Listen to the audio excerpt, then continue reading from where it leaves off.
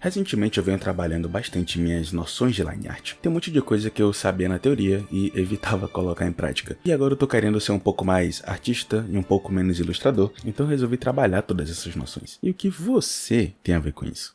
Bom, eu geralmente não ensino o que eu não faço, então não podia ensinar tudo o que eu sabia sobre line art até agora. Vamos dar uma explorada em como melhorar esse seu rabisco feioso aí.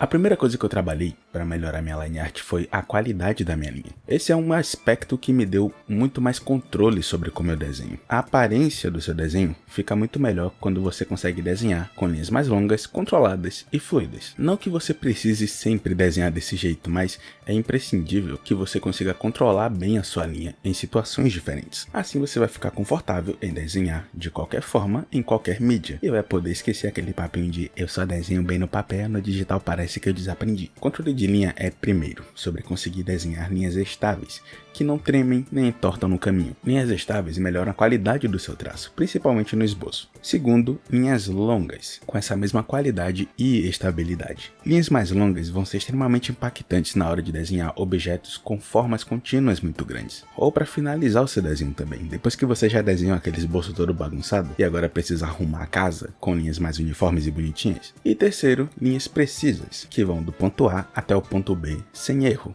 ou com poucos erros. Linhas precisas garantem que você vai poder desenhar com mais confiança, sabendo bem para onde suas linhas estão indo, o que vai te permitir desenhar com menos peso. Para conseguir esse domínio de linha, é necessário praticar. A forma como eu venho praticando nesses últimos anos é a seguinte.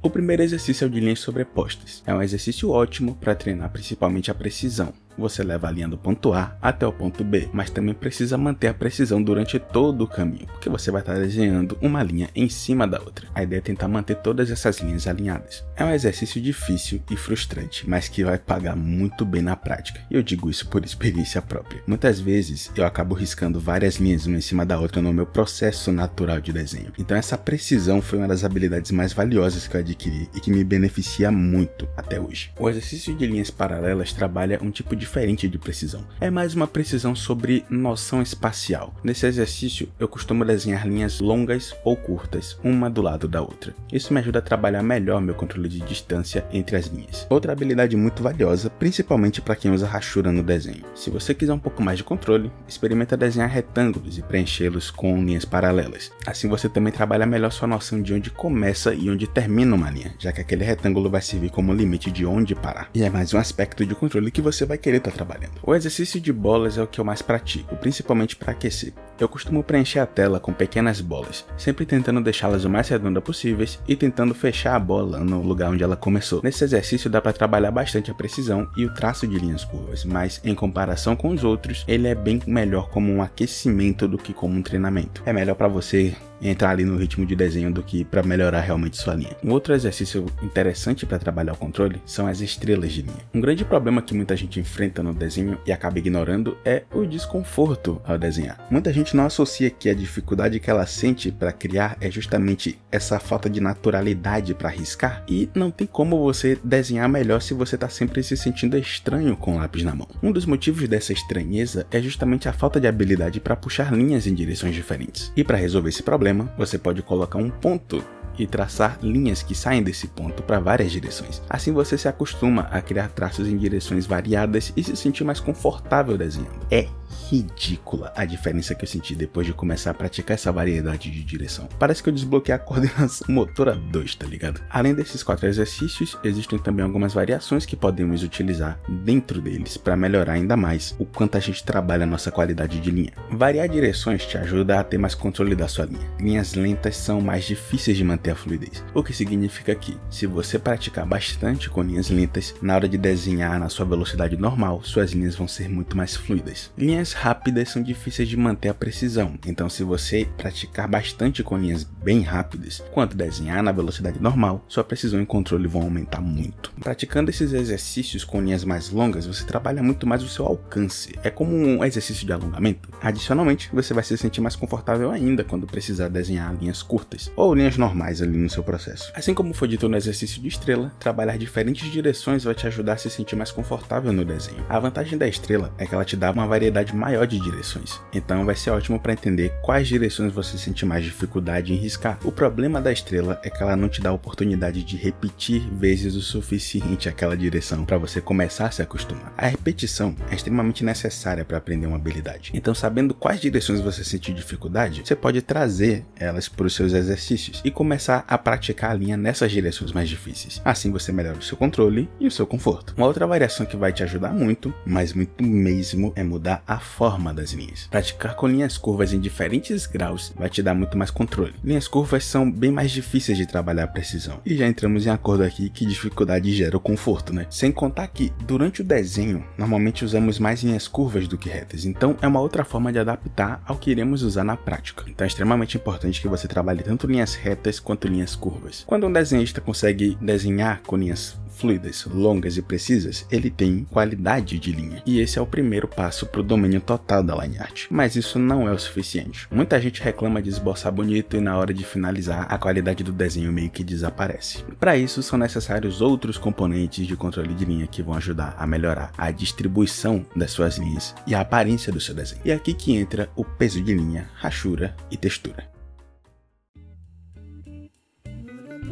O peso de linha pode ser separado em duas categorias, força e presença. Primeiro vamos falar de força porque presença vai trazer outros temas. O controle de força no peso de linha é relativo a duas características, grossura da linha e opacidade da linha. O meu ranking pessoal de peso é linha grossa escura, linha fina escura, linha grossa clara e por último linha fina clara. Eu não sei o quanto isso é unanimidade ou preferência pessoal. A forma como eu uso o peso de linha no desenho varia com algumas condições. Primeiramente, para indicar sobreposição. Muitas vezes no desenho vamos ter uma relação onde um objeto está na frente do outro. Talvez essa relação fique confusa com o excesso de informação quando o desenho começa a ter muitos detalhes e objetos. E nesse caso podemos usar o peso de linha para ajudar, criando linhas mais pesadas nas regiões que sobrepõem. Assim fica claro quais objetos estão na frente. Outro uso para o peso de linha é para expressar luz e sombra. Se você imaginar uma fonte de luz no seu desenho, dá para variar o peso da linha de acordo com essa luz. A forma mais comum que esse recurso é usado é geralmente desenhando a parte de cima de qualquer objeto com linhas mais leves e a parte de baixo com linhas mais pesadas. Mas um outro jeito que eu gostei muito quando eu aprendi e nunca parei de usar foi expressar oclusão de ambiente com esse peso de linha. Esse é um conceito da pintura, onde bem resumidamente, em partes mais fechadas ou estreitas, onde a luz não alcança bem, vamos ter sombras extremamente escuras. No desenho dá para usar linhas bem grossas e escuras ou ainda criar pequenas formas para expressar a oclusão nesses locais bem estreitos. Essa expressão de luz e sombra com a força da linha ajuda a criar uma sensação mais profunda, tridimensional no seu desenho. Dá até uma destacada no desenho em relação ao papel, criando um relevo diferente para o objeto. Mais um conceito de pintura e um pouco de composição que traz um bom recurso de peso de linha é a proximidade. Na pintura existe a perspectiva atmosférica, que faz com que os objetos mais distantes se tornem cada vez menos visíveis. Por conta das partículas do ar que dificultam a visibilidade, isso cria uma leve névoa que vai cobrindo o objeto e tornando ele cada vez menos definido. Na composição, objetos mais próximos ou que são o nosso foco têm sempre mais definição do que objetos secundários ou objetos distantes. Trazendo essas noções para o desenho, normalmente vamos ter linhas mais pesadas e mais bem definidas em objetos que estão mais próximos. Objetos mais distantes vão ter linhas mais leves, geralmente com opacidade mais baixa ou linhas mais finas. Um desvio que pode ser feito para usar essa mesma lógica é adicionar linhas pesadas em objetos que são o foco da nossa imagem. Assim chamamos mais atenção para eles. Algo que eu costumo fazer bastante é pesar mais o contorno nos meus personagens em geral. Assim eles se destacam na tela. Isso cria um certo relevo, uma aura que cerca o personagem. E agora que já entendemos como abordar o peso de linha no sentido de força, vamos para o segundo aspecto,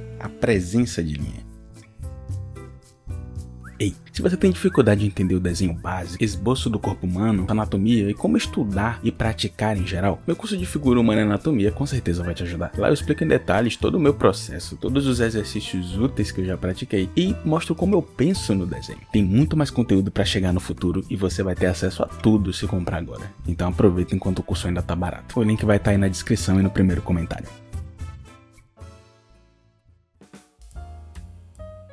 Presença de linha foi uma forma que eu encontrei para me referir ao peso de linha relativo a quantas linhas existem dentro de um espaço. Um espaço com poucas linhas tem um peso baixo, no sentido de presença. Um espaço com muitas linhas tem um peso maior. Essa variação também vai ser super importante para a qualidade visual do nosso desenho. Eu trabalho a presença de linha em dois conceitos maiores, por isso eu deixei para explicar essa parte separadamente. E aqui vamos para os próximos tópicos: rachura e textura. A rachura é o uso de linhas organizadas para criar uma sensação extra no desenho, aumentar o volume 3D ou um relevo, criando uma sensação mais profunda, mais sólida no desenho. O volume 3D no desenho é principalmente expressado pela ilusão de profundidade, quando adicionamos uma distorção de tamanho que faz parecer que o objeto está encolhendo à medida que ele se distancia. Mas existe também uma outra forma de complementar essa sensação de volume 3D através da luz e sombra. Novamente, a pintura impactando aqui o nosso desenho. Vamos deixar mais claras as áreas que são atingidas por uma luz e mais escuras as áreas que estão opostas àquela luz. Mas antes de entrar em mais detalhes sobre luz e sombra, vamos entender melhor as rachuras. Inicialmente, trabalhamos duas categorias diferentes de rachuras que podem ter muita variedade: o hatch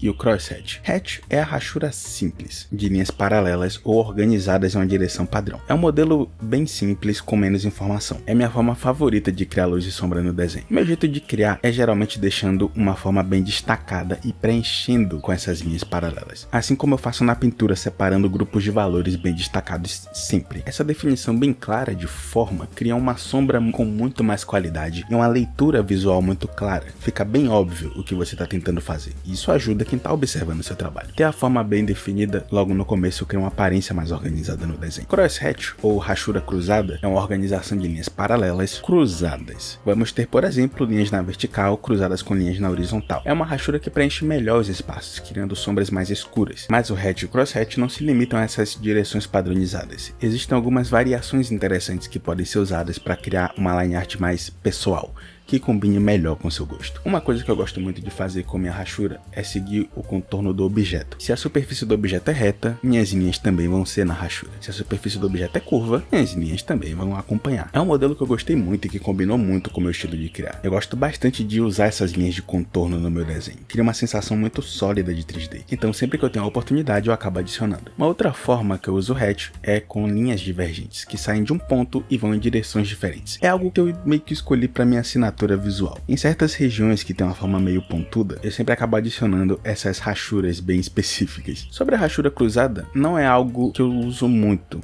Minha preferência está nas rachuras simples, mas é possível manipular essas cruzes em direções diferentes para criar rachuras diferentes. As linhas de cruz não precisam ser necessariamente perpendiculares perfeitinhas. Podemos variar o ângulo e criar uma aparência diferente para essas cruzes. Podemos também adicionar uma rachura cruzada que siga o contorno da forma. Podemos usar uma rachura cruzada com cruzes menores, e aí o limite vai ser a sua imaginação e exploração também. Se bem que esse último aí de cruzes menores é mais textura para mim do que uma rachura de luz e sombra. Dito tudo isso, o peso de linha em questão de presença vai se aplicar através da distância dessas linhas da rachura. Linhas muito próximas criam um peso maior, uma sombra mais forte, mais escura. Rachuras simples vão ser mais leves naturalmente, já que elas usam menos linhas do que as rachuras cruzadas. E ainda podemos criar uma rachura caótica, onde as linhas vão em várias direções. Mas essa é uma variável que eu vou deixar você explorar, porque eu sou um fã da organização. Uma outra coisa que podemos fazer é aumentar a quantidade de linhas, dependendo do quão escura deve ser a região. Isso cria uma sensação de transição, que deixa o desenho menos chapado. Você pode começar com uma rachura simples mais espaçada e criar linhas curtas preenchendo os espaços vazios à medida que o objeto vai escurecendo. Enfim, tudo isso vai ser exploração. Não existe só um jeito de expressar luz e sombra no desenho, e para entender o que você gosta de fazer, você precisa testar. Boa sorte! Textura no desenho é uma expressão visual da sensação física do objeto. É como comunicamos qual seria a sensação de tocar aquela superfície. Para expressar a textura, precisamos colocar sombras nos lugares corretos. Lembra aquilo que eu falei sobre o lado virado contra a luz escurecer e também sobre as regiões estreitas serem mais escuras? Na hora de expressar a textura, nós também pensamos um pouco nisso. Aqui vão as coisas que eu considero na hora de criar textura para um objeto. Antes de qualquer outra coisa, precisamos abordar o estado mais simples desse elemento, a falta de textura. Quando não temos uma textura no objeto, isso também é uma expressão de textura. é uma textura lisa. Quando queremos expressar um objeto de superfície lisa, polido ou com pouca variação, normalmente vamos deixar ele sem nenhum desenho ali preenchendo, sem nenhuma textura desenhada. Isso também pode ser uma escolha de estilo. Remover a textura simplifica o desenho e existe uma função para esse tipo de escolha. Forma é a primeira decisão que eu sempre tomo na hora de criar texturas. Muitas vezes, a superfície do objeto vai ser expressada por um padrão de formas. Escamas, penas, madeiras, pelos e até alguns penteados, dependendo aí do estilo, vão ter variações de forma muito óbvias. Identificar esse padrão de formas na superfície do objeto vai nos ajudar a entender melhor sua textura. Encontrar padrões de forma orgânica ou inorgânica, circulares, quadradas ou triangulares, a variação de tamanho também, isso tudo vai ajudar a começar a criar aquela textura na superfície. A partir do momento que criamos essa relação maior de formas, vamos provavelmente adicionar detalhes menores. Isso depende do nível de complexidade do objeto desenhado e o nível de detalhe que queremos adicionar. Para criar essa comunicação extra de textura, podemos usar linhas e pontos. Linhas geralmente vão expressar pequenas cavidades, fios, frestas, no geral variações bem finas na superfície do objeto. Podemos usar linhas retas, curvas ou variações mais orgânicas e imprevisíveis, como rachuras, por exemplo. Eu uso linhas para mostrar a costura do tecido, fios de cabelo, pelos corporais e variações de relevo, por exemplo. Pontos geralmente vão expressar pequenos poros, relevos e, em geral, informações bem minúsculas, bem pequenininhas. Algumas vezes eu também vou usar linhas bem curvas para expressar poros maiores que o ponto, já que se eu desenhar um ponto grande, vou ter que considerar o peso de linha e a expressão da sombra vem junto, então tem que tomar cuidado. O contorno do objeto também vai ajudar a identificar uma textura. Um contorno liso não combina com a superfície texturizada. Se atentar à superfície do objeto e reproduzir um contorno parecido por fora, vai dar muito mais forma e realismo para aquele objeto que você está criando. Trazendo novamente as relações de luz e sombra, algo que vai nos ajudar na hora de expressar textura são aqueles usos de pesos de linha e rachura. Com eles podemos mostrar sobreposições e variações na superfície do objeto. Podemos ter penas, uma em cima da outra, que projetam pequenas sombras de rachura, ou uma mecha de cabelo que vai ter uma linha mais pesada por cima de outra mecha, ou um pequeno amassado numa superfície que vai se beneficiar de poucas linhas bem leves mostrando uma mudança de relevo. Textura é uma parte bem divertida e complicada de explorar e eu ainda vou gastar uns anos para me encontrar nessa área, considerando que eu só comecei a expressar melhor essa parte recentemente. Isso é tudo que eu aprendi sobre line art nesses últimos 6 anos de estudo e eu espero de coração que esse conteúdo te ajude a se guiar melhor nos seus estudos e na sua evolução. Eu quero trazer mais vídeos com esses temas mais completos para o canal, então se você tem alguma sugestão, deixa aí nos comentários, talvez eu encontre um modelo de vídeo que se encaixe com a sua sugestão.